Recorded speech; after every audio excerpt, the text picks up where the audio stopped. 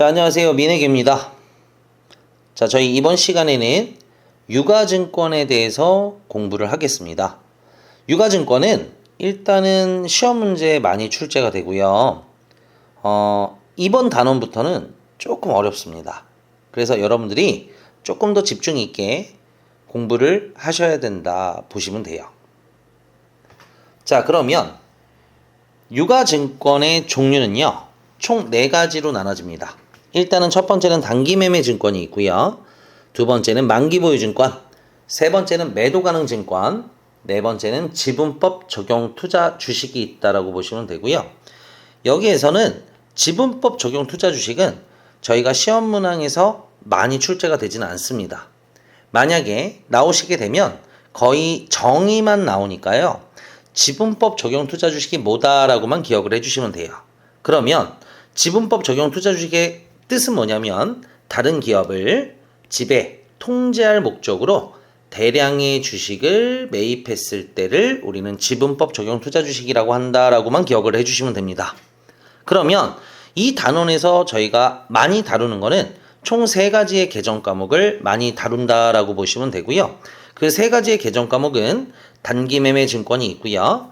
만기보유 증권이 있고요. 매도가능 증권이 있습니다.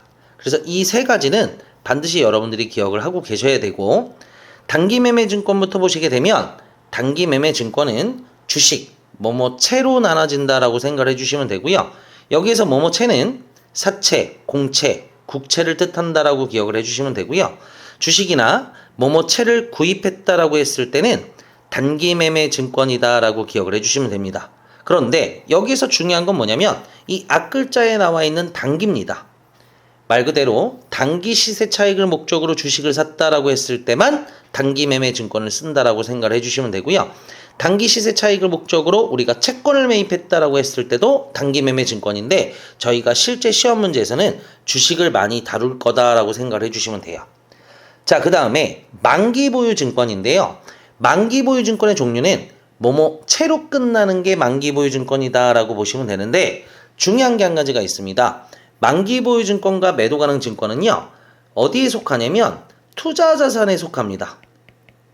그러면 투자자산이라는 거는 비유동자산 항목 안에 있기 때문에 무조건 1년을 초과하는 자산이다라고 생각을 해주시면 되거든요. 그래서 만기보유증권이 실질적으로 뭐뭐채로 많이 쓰고 있습니다.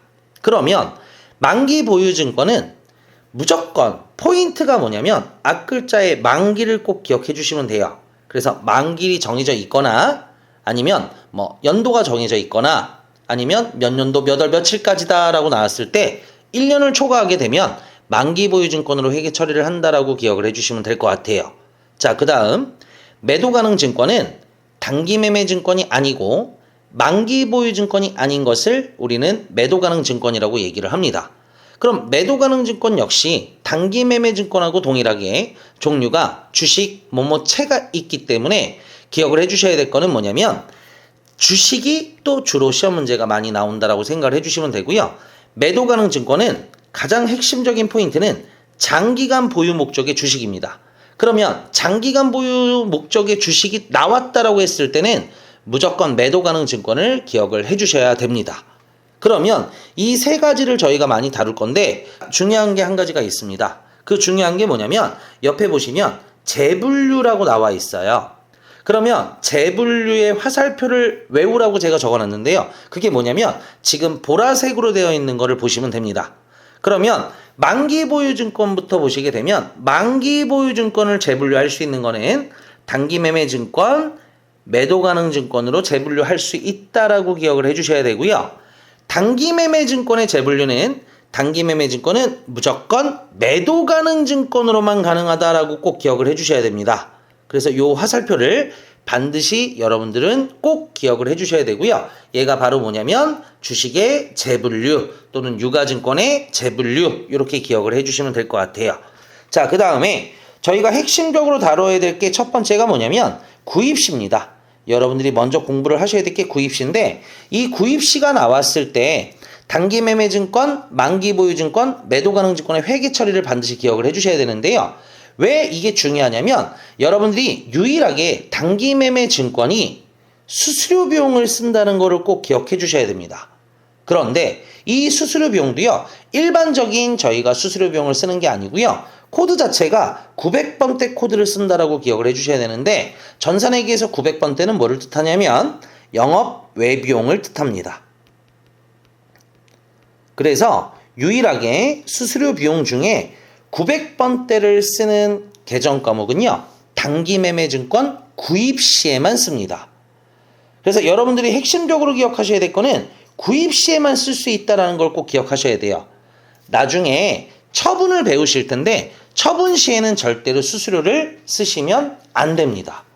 그래서 구입 시에만 우리가 수수료 비용을 쓸 수 있다라고 생각을 해주시면 되는데, 단기매매증권만 수수료 비용을 쓴다라고 기억을 해주셔야 됩니다. 그러면 만기보유증권이나 매도가능증권을 구입하는 시험 문제가 나왔을 때는 반드시 수수료를 포함을 해준다라고 생각을 해주시면 되고요. 저희가 회계 처리를 배웠을 때 보통 매입이나 구입이나 취득이나 수입이 나왔을 때는요, 관련된 모든 재비용은 포함하게 되어 있습니다. 그래서 저희가 무조건 차변에 쓰는 계정 과목은 자산 하나씩만 썼거든요. 그런데 단기매매 증권은 수수료를 반드시 따로 써줘야 된다라고 기억을 해주시면 되고요. 그 코드는 900번대다라고 꼭 기억을 해주시면 됩니다. 그러면 옆에 예제를 적어놨어요. 예제를 한번 보시면, 자, 저희가 10주를 주식을 매입을 합니다. 액면가가 100원짜리래요. 그 100원짜리를 120원에 취득을 할 거고요. 수수료가 200원을 현금으로 지급했다라는 예제가 있습니다. 그랬을 때 첫 번째 기억하셔야 될 게 뭐냐면, 주식은 단기매매 증권과 매도가능 증권으로 처리를 하기 때문에요. 지금 저희가 밑에 해설이 써 있는 거는 단기매매 증권과 매도가능 증권을 적어놨습니다. 그러면 몇 년 만기에 공채나 사채나 국채를 매입했다라고 나오게 되면 무조건 만기보유증권의 계정 과목을 쓴다라고 생각을 해주시면 되고요. 주식을 구입하되 단기 시세 차익이다 그러면 단기매매 증권이고요. 장기간 보유 목적으로 주식을 샀다라고 하면 매도가능 증권으로 회계 처리를 한다라고 기억을 해주시면 됩니다. 그러면 회계 처리 방식은 단기매매 증권일 때는 수수료 비용이 무조건 나오고요. 매도가능 증권은 수수료가 무조건 포함이 된다라고 꼭 기억을 해주셔야 됩니다. 수수료가 무조건 포함이 된다. 이게 엄청 중요합니다. 왜 중요하냐면, 단기매매 증권을 구입할 때는 수수료를 따로 쓰고요. 매도가능 증권은 수수료를 포함하기 때문에 뭐가 바뀌냐면 단가가 바뀔 수 있다는 걸 꼭 기억해 주셔야 됩니다. 그러면 수수료가 포함됐을 때와 수수료가 포함이 안 됐을 때는 단가 자체가 무조건 달라진다라고 기억을 해주시면 되고요. 만약에 문제에서 수수료가 없어요. 그러면 두 개의 단가는 같겠죠. 왜냐하면 단기매매 증권도 수수료 비용을 안 쓰기 때문에 두 개의 단가는 같을 수밖에 없습니다. 그 다음에 단기매매 증권이나 매도가능 증권에서 구입시가 시험 문제에 나왔을 때는요, 절대로 보지 말아야 될 금액이 있습니다. 바로 뭐냐면 액면가입니다. 저희는 액면가가 뭐냐면 이 주식을 최초로 만들었을 때 가격이기 때문에 저희가 구입하는 가격을 보셔야지 액면가를 분개를 하시게 되면 무조건 틀린 답이 됩니다. 그래서 액면가는 우리가 분개를 할 때 절대 보지 않는다라고 기억을 해주시면 될 것 같아요. 그러면 지금 밑에 보시면 구입 시 수수료 포함 여부 때문에 단가가 다르다라고 기억을 해주셔야 되고요. 같은 가격으로 판매 시 요거 꼭 기억하셔야 돼요. 단기매매 증권과 매도가능 증권의 이익은 다르다. 요거 기억해 주셔야 돼요. 이게 바로 뭐냐면 단기매매 증권 처분 이익의 금액과 매도가능 증권 처분 이익의 금액은 다를 수밖에 없다라고 기억을 해주시면 돼요. 단 중요한 게 있습니다. 시험 문제에서 단기 순이익을 물어봤어요. 그러면 단기 순이익은 같을 수밖에 없다라고 기억을 해주셔야 됩니다. 왜냐하면 단기 매매 증권으로 처리를 하든 매도 가능 증권으로 처리를 하든 처음에 구입 시의 수수료만 다른 거지 저희가 처분했을 때는 처분 이익과 처분 손실은 같다라고 보시면 돼요. 단 매도 가능 증권을 평가를 했을 때는 당기 순이익 자체는 달라질 수 있습니다. 그거를 기억해 주시면 되고, 이 단원이 많이 어렵습니다. 네. 여러분들이 진짜로 많이 공부를 하셔야 되는 단원이고요. 시험 문제가 많이 출제가 된다라고 생각을 해주시면 됩니다. 그러면 저희 유가증권의 다음 페이지를 보시게 되면 처분시에 대해서 나옵니다. 그러면 처분시는 중요한 게 뭐냐? 수수료 비용이 절대로 나오시면 안 됩니다. 이게 정말 핵심적인 포인트예요. 아까는 저희가 구입을 했을 때는 단기매매 증권은 수수료 비용을 쓰잖아요. 여기에서는 어떠한 것도 처분했을 때는 절대로 수수료 비용을 쓰시면 안 된다라고 기억을 해주시면 되고요. 그러면 처분할 때 수수료가 나오면 어떡하냐? 처분 손실에 플러스를 하시거나 처분 이익에서 마이너스를 해준다라고 생각을 해주시면 됩니다. 결론은 처분 이익과 처분 손실이 비용과 수익이기 때문에 또 다른 비용이 나오실 필요가 없다라고 생각을 해주시면 됩니다. 그래서 회계에서는요, 모든 처분하는 문제에서는요, 수수료 비용을 따로 쓰지 않습니다.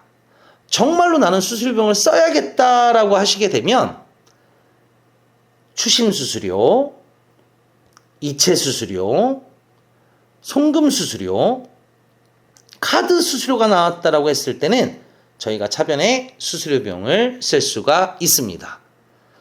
처분할 때는 수수료 비용은 나오지 않는다라고 기억을 해주시면 되고요. 밑에 보시면 유가증권의 이자, 배당금 수치시라고 나왔는데요. 자, 1번에 채무증권이라고 나와요. 아까 저희가 배웠던 뭐뭐채죠. 뭐뭐채가 나왔을 때는 무조건 이자 수익이 발생될 수밖에 없습니다. 그래서 채무증권의 장점 중에 하나가 뭐가 있냐면 원금이 보장이 된다라고 생각을 해주시면 돼요. 자, 그러면 옆에 있는 2번은 지분증권이고요. 주식을 뜻합니다. 그러면 주식은 반드시 뭐를 받냐면 배당을 받는다라고 기억을 해주시면 돼요. 그런데 여기에서도 시험 문제가 많이 출제됩니다. 새로운 개정 과목인 배당금 수익이라는 개정 과목이 여기에서 나오는데요. 이 배당금 수익은 우리가 배당을 받으면 이렇게 기억을 하고 계시면 되는데 중요한 게 뭐냐면 현금 배당만 분개를 해야 된다라고 꼭 기억을 해주시면 됩니다. 주식 배당을 받았을 때는 저희가 분개가 없다라고 기억을 하고 계셔야 돼요. 이거는 주식의 수가 늘어난 것뿐이지 저희가 내년에 배당금이 더 많이 늘어날 거예요. 그러면 내년에 현금 배당을 받을 때 내가 지분이 올라갔기 때문에 더 많이 받으시면 됩니다. 그래서 주식을 배당을 받았을 때는 회계 처리가 없다라고 꼭 기억을 해주셔야 됩니다. 그러면 세 번째는 기말 평가시입니다. 자, 저희가 기말을 평가하는데 전산회계에서는요, 요거를 미실현 보유 손익이라고도 합니다. 미실현 보유 손익이 나왔을 때는 기말 평가구나 라고 생각을 해주시면 되고요. 기말 평가는요, 왜 하냐면 주식 때문에 평가를 할 수밖에 없습니다. 저희가 주식값은 항상 오르락 내리락 오르락 내리락 하기 때문에 반드시 저희가 주식을 평가를 해야 된다라고 생각을 해주시면 되는데 이거를 매번 오를 때마다 매번 떨어질 때마다 평가를 할 수 없고요. 저희가 결산 때 또는 기말에 한 번만 주식을 평가한다라고 생각을 해주시면 될 것 같아요. 그러면 단기매매증권을 평가했을 때는 개정 과목이 단기매매증권 평가손실 또는 단기매매증권 평가이익으로 처리한다라고 생각을 해주시면 되고요. 단기매매증권 평가손실은 비용, 단기매매증권 평가이익은 수익이다라고 생각을 해주시면 됩니다. 그러면 각각 비어있는 변에다가는 단기매매증권을 써주시면 됩니다. 자, 중요한 거는 평가를 하실 때는 주식을 파는 게 아니죠. 주식은 그대로 보유하고 있는 상태에서 차액만큼만 평가를 할 겁니다. 그러면 그 차액의 비교 대상은 무조건 공정가치와 비교를 한다라고 생각을 해주시면 돼요. 그러면 공정가치와 내가 구입한 주식의 구입 가격과 비교를 한다라고 생각을 해주시면 되고요. 공정가치가 뭐냐면 시가라고 생각을 해주시면 돼요. 그러면 시가가 더 크게 되면 이익이 생기고요. 반대로 구입 가격이 더 크게 되면 당연히 손실이 발생할 수밖에 없다라고 생각을 해주시면 됩니다. 힘내세요. 어렵습니다. 더 어려워요. 가장 중요합니다. 이 매도 가능 증권 평가가 정말로 어렵습니다. 매도 가능 증권은 일단은 기억하셔야 될 게 뭐냐면 매도 가능 증권 평가 손실과 매도 가능 증권 평가 이익이 있는데요. 이 두 가지의 계정 과목은 기타 포괄 손익 누계액이라는 계정 과목으로 사용이 됩니다. 그러면 기타 포괄 손익 누계액이라는 항목은요. 어디에 속하냐? 자본에 속합니다. 여기에 나오죠. 그래서 자본에 속하기 때문에 매도 가능 증권 평가 손실과 매도 가능 증권 평가 이익은 수익과 비용이 아니라서요. 결산이 끝나도 소멸되는 게 아니고 이 금액이 그대로 이월이 된다라고 생각을 해주셔야 돼요. 그러면 수익과 비용은 마감을 하시게 되면 0이 됩니다. 그래서 수익이나 비용은 우리가 올해 벌어들인 거, 올해 쓴 돈이기 때문에 마감을 했을 때는 무조건 0원이 된다라고 기억을 해주셔야 되고요.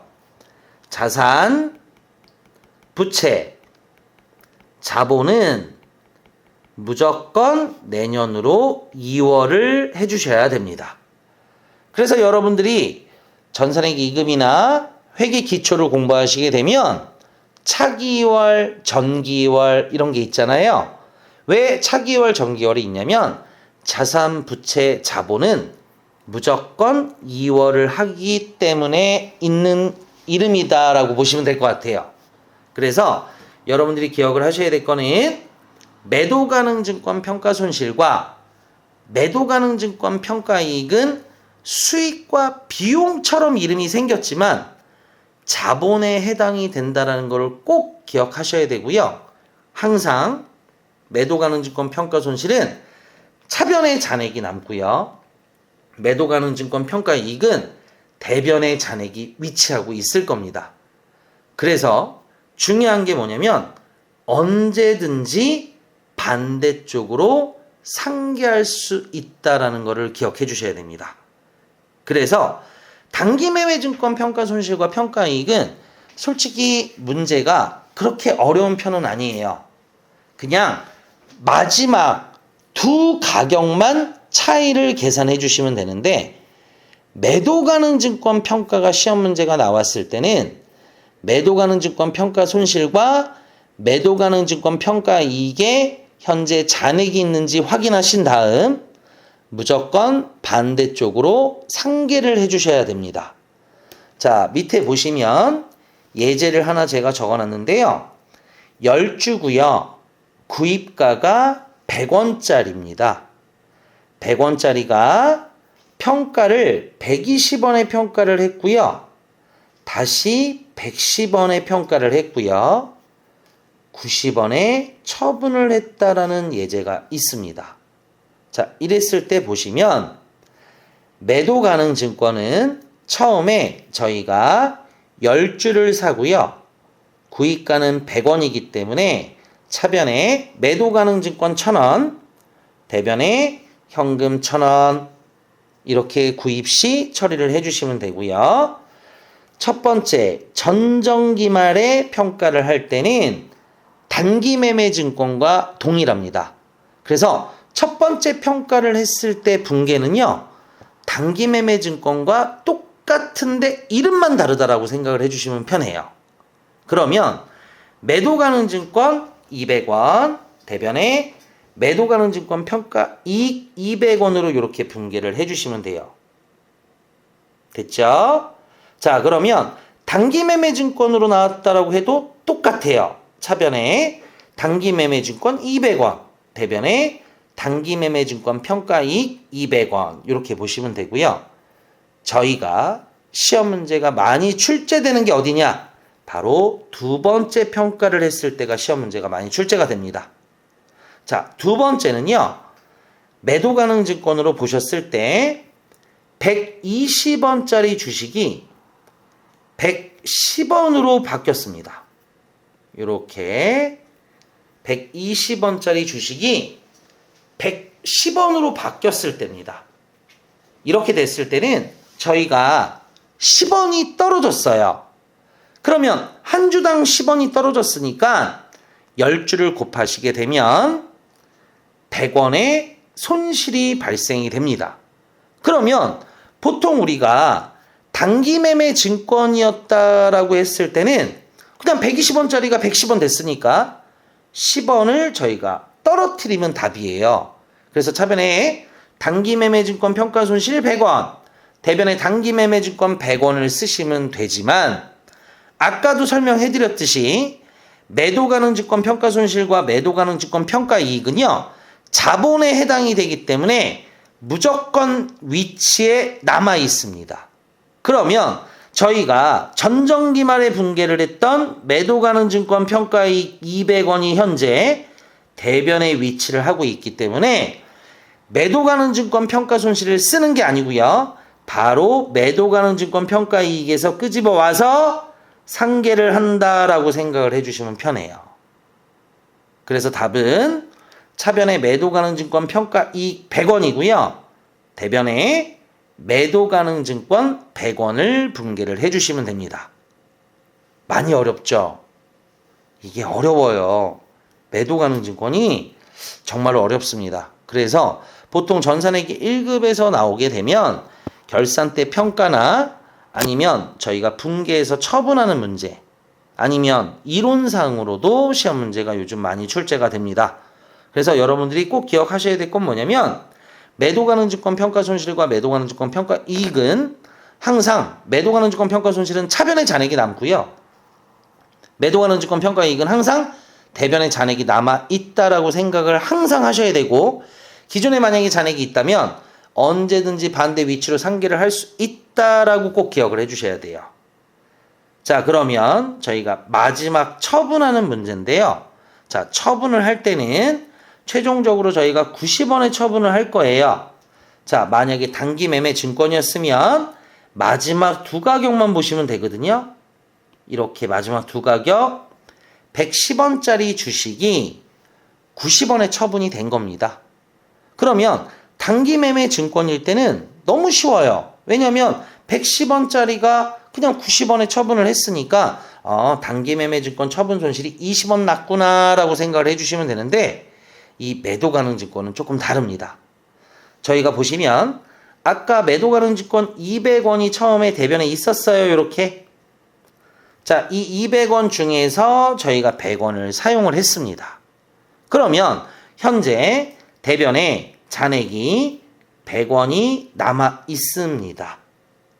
그러면 이제는 저희가 매도 가능 증권을 다 처분을 하는 거기 때문에 기존의 매도 가능 증권 평가 이익을 남겨놓을 필요가 없죠. 그래서 매도 가능 증권 남아있는 매도 가능 증권 평가 이익 100원을 이렇게 다시 반대쪽으로 상계를 해준다라고 꼭 기억을 해주셔야 돼요. 그러면 저희가 한 주당 90원에 처분을 했기 때문에 받는 현금은 총 900원을 받으시면 되고요. 매도 가능 증권 평가이익은 처음에 200원 있었다가 100원 상계해서 썼고요. 100원의 잔액이 남아있는 상태니까 그 100원을 그대로 소멸시킨다라고 생각을 해주시면 되고요. 그 다음에 대변에 매도 가능 증권은 마지막 평가한 금액인 110원짜리 금액이니까요.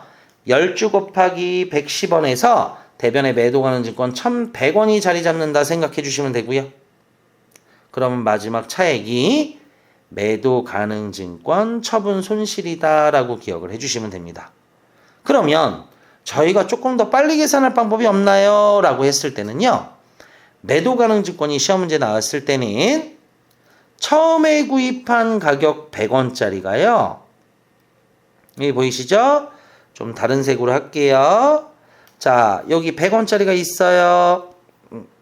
예, 이렇게 100원짜리가 있어요. 그럼 얘가 이렇게 해서 얼마에 처분했냐면 90원에 처분을 했어요. 그러면 무조건 저희는 요 두 가격만 비교를 할 줄 아시면 돼요.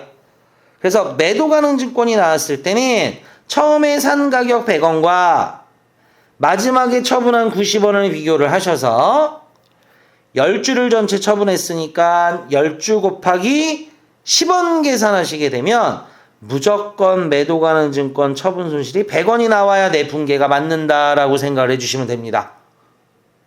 정말 어렵죠?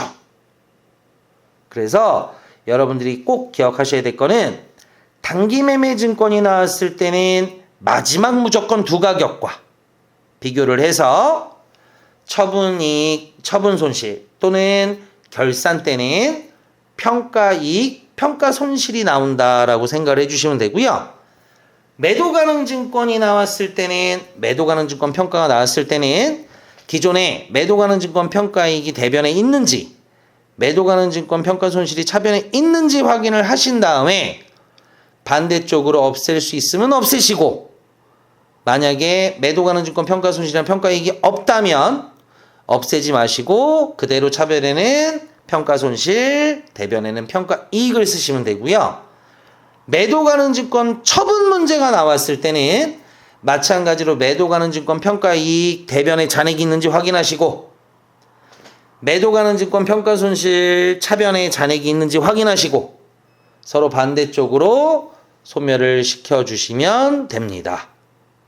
그리고 나는 매도 가능 증권 처분 이익과 처분 손실을 정말로 구하고 싶다, 빨리 구하고 싶다라고 했을 때는 처음에 매도 가능 증권을 구입한 가격과 맨 마지막에 매도 가능 증권 처분한 금액을 비교를 하시게 되면 처분 이익과 처분 손실이 빨리 계산이 된다라고 보시면 됩니다.